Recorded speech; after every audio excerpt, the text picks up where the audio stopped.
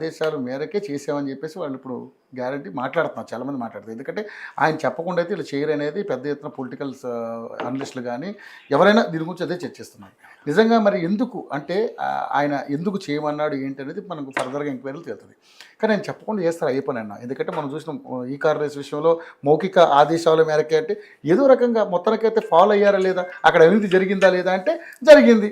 సరే మన శ్రవణ్ కుమార్ గారు అన్నట్టు దాన్ని నిజ నిరూపణ చేస్తారా, దీని వెనకాల వేరే పొలిటికల్ బ్యాక్గ్రౌండ్స్ ఏమైనా ఉన్నాయా, వాళ్ళ స్వప్రయోజనాలు ఏమైనా ఉన్నాయంటే అది తర్వాత విషయం. కానీ మొత్తానికైతే ఈ విషయంలో బీఆర్ఎస్ పార్టీ ఒక అపవాదం అయితే ఎదుర్కొంటుంది. దాని మీద ఏం చెప్తారు ఫైనల్గా?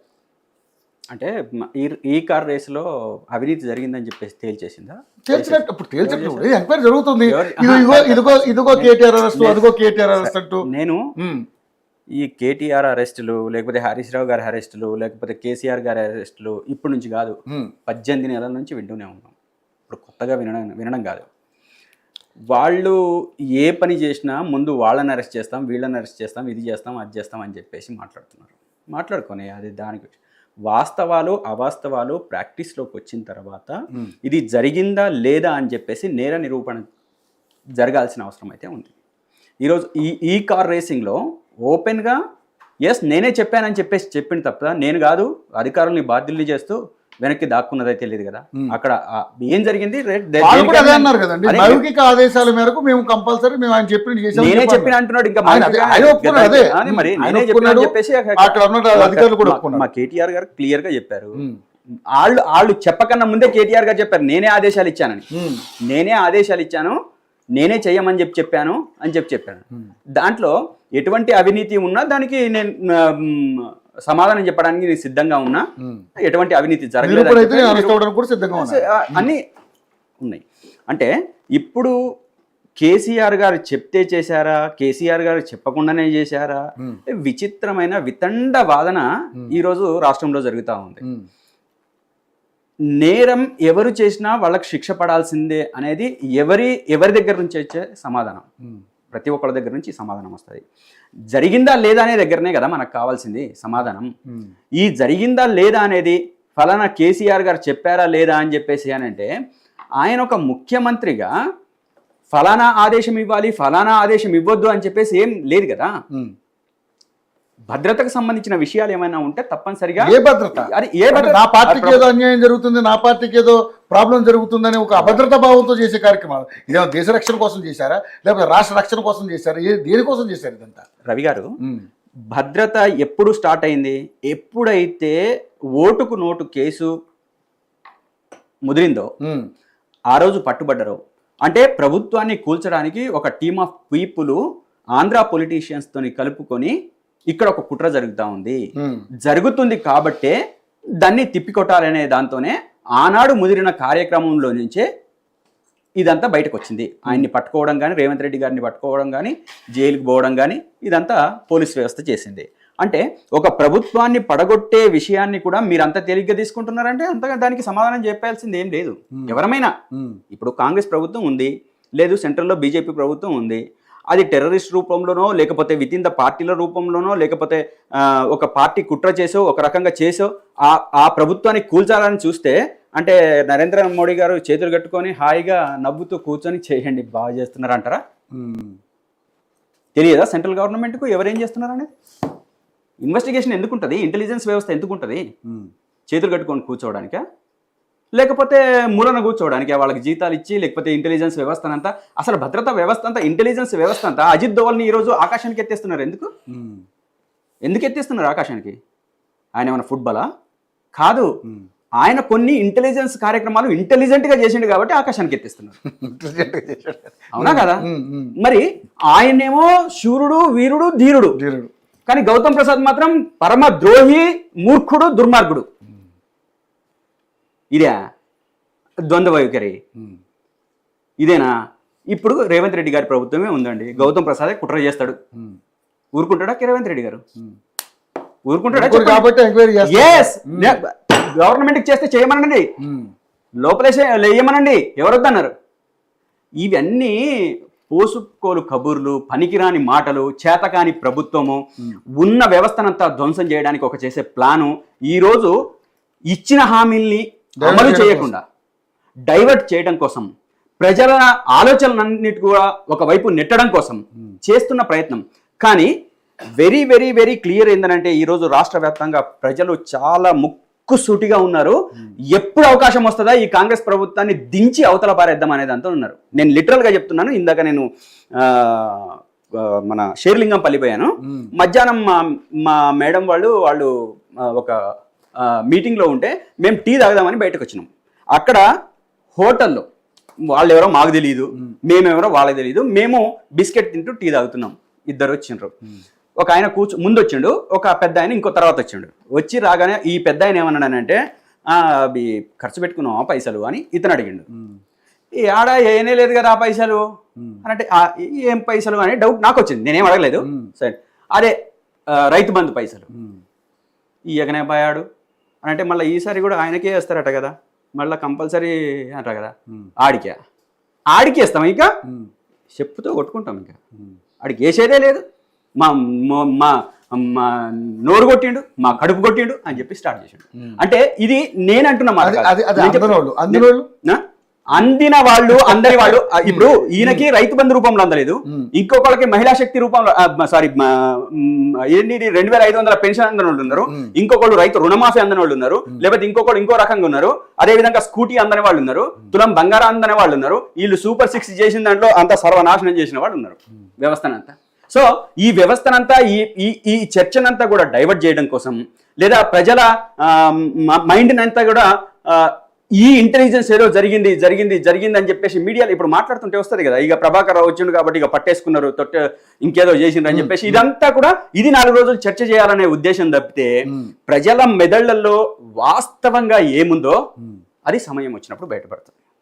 ఈ రోజు వీళ్ళు హైడ్రా పేరుతోని, మూసీ పేరుతోని, ప్రభాకర్ రావు గారి పేరుతోని, లేకపోతే కేసీఆర్ గారి పేరుతోని, లేకపోతే ఈ రేస్ కార్ రేస్ తోని, కాళేశ్వరం పేరుతో ఎన్ని నాటకాలు ఆడినా కాదు.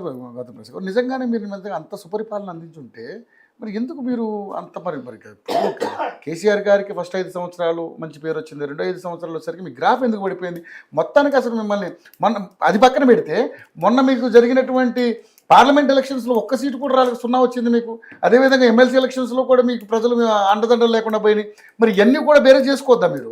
ఇప్పుడు ఒక పార్టీ మీద మీరు ఒక మరక వేయాలని చూస్తున్నారు, అసలు ప్రతిపక్షంలో ఉన్నారు కాబట్టి ప్రశ్నించవచ్చు, తప్పలేదు.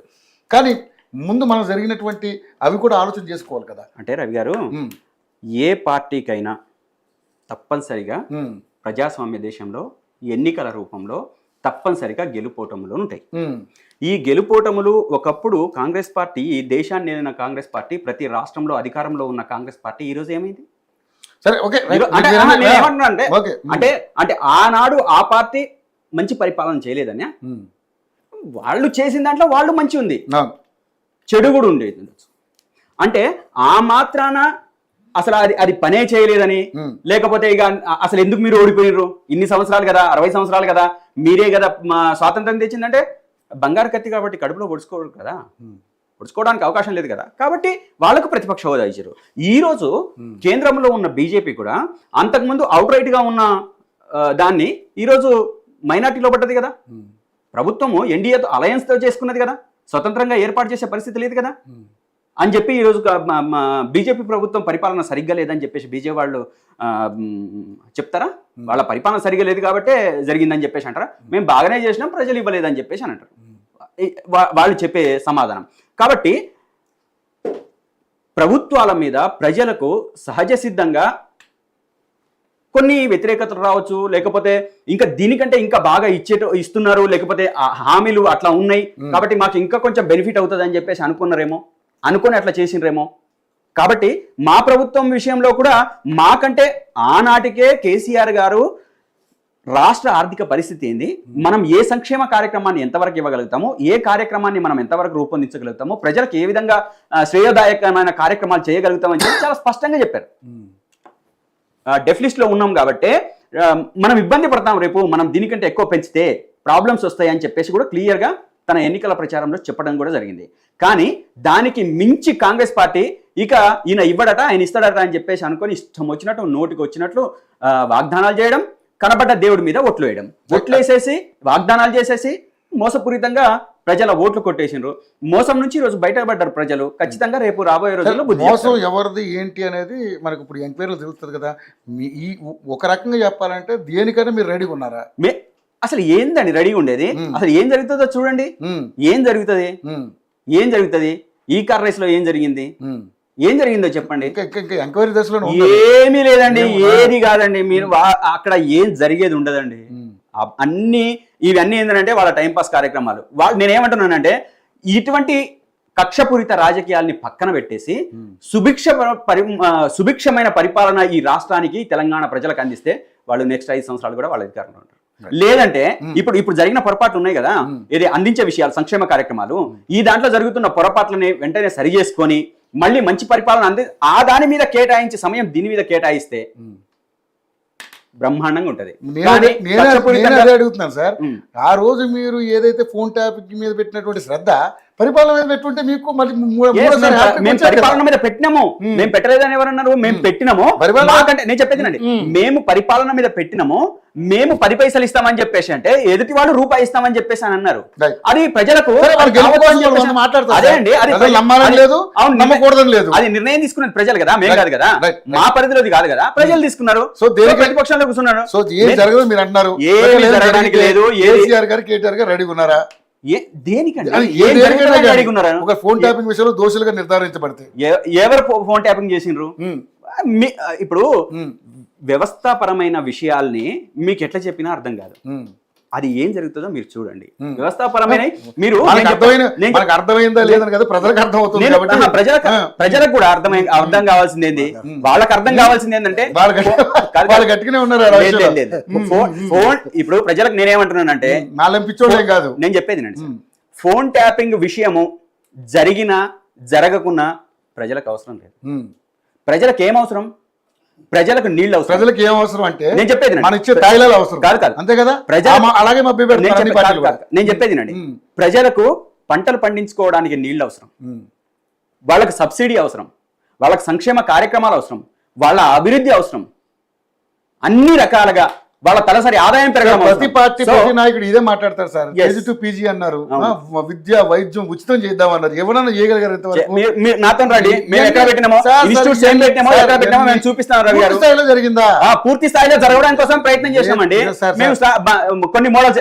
ఇప్పుడు మీరు చెప్పండి, ఇదే భూభారతి మొత్తం రాష్ట్ర వ్యాప్తంగా అమలు చేస్తామని చెప్పేసి పైలట్ ప్రాజెక్టులు ఎందుకు పెట్టిందండి? మేము కూడా అదే చేసినాం అండి. మొదటి 5 సంవత్సరాలు మేమంతా అనాలిసిస్ చేసినాం, ఎక్కడ పెట్టుకోగలుగుతాం, ఏం చేయగలుగుతాం, ఎట్లా చేయగలుగుతాం. మనం ఈ కేజీ టు పేజీని అమలు చేసే సందర్భంలో మనకు వచ్చే సవాళ్ళు ఏంటి, ఈ సవాళ్ళను ఎదుర్కోవడానికి మనం చేసే ప్రయత్నం ఏంటి అని చెప్పేసి అనుకున్నారు.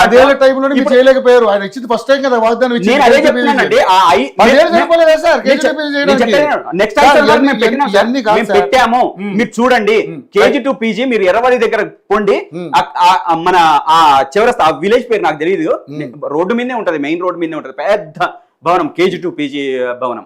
అట్లాంటి ఒక పైలట్ ప్రాజెక్ట్ చేసినాం. దీంట్లో వచ్చే మంచి చెడుల్ని దృష్టిలో పెట్టుకొని నెక్స్ట్ ఖచ్చితంగా ఇది రాష్ట్ర వ్యాప్తంగా అమలు చేయడం కోసం ప్రయత్నం చేసినాం. 10 ఏళ్ళు అధికారం ఇస్తే 10 ఏళ్ళు కాదండి, అంటే ఎవరు ఇక మీరు అట్లా మాట్లాడితే నేనేమంటున్నానంటే 10 ఏళ్ళు తెలంగాణ రాష్ట్రం అభివృద్ధి చెయ్యాలనే ఉద్దేశంతో మీరు 10 ఏళ్ళు మీకు ప్రజలు మ్యాండేట్ ఇచ్చినప్పుడు మీరు ఎన్ని పనులైనా చేయొచ్చు కదా, పైగా మిగిలిన బడ్జెట్ లో ఉన్నప్పుడు. రవి గారు, కాంగ్రెస్ ప్రభుత్వం పార్టీ ఇచ్చిన 6 హామీలలో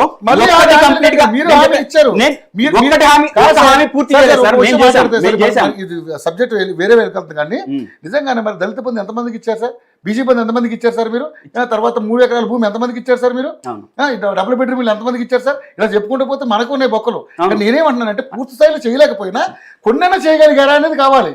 కట్టి నీళ్ళన్నీ ధ్వంసం అయిపోతున్నాయి సార్, కట్టి నీళ్ళన్నీ చేరుకుంటున్నాయి. రవి గారు, మా గవర్నమెంట్ లో చేయని కార్యక్రమాలు ఎక్కువ ఉన్నాయా సార్? మీ గవర్నమెంట్ లో మీరు చేయని కార్యక్రమాల గురించి మాట్లాడుతున్నా, చేసిన కార్యక్రమాల గురించి కూడా మాట్లాడతా.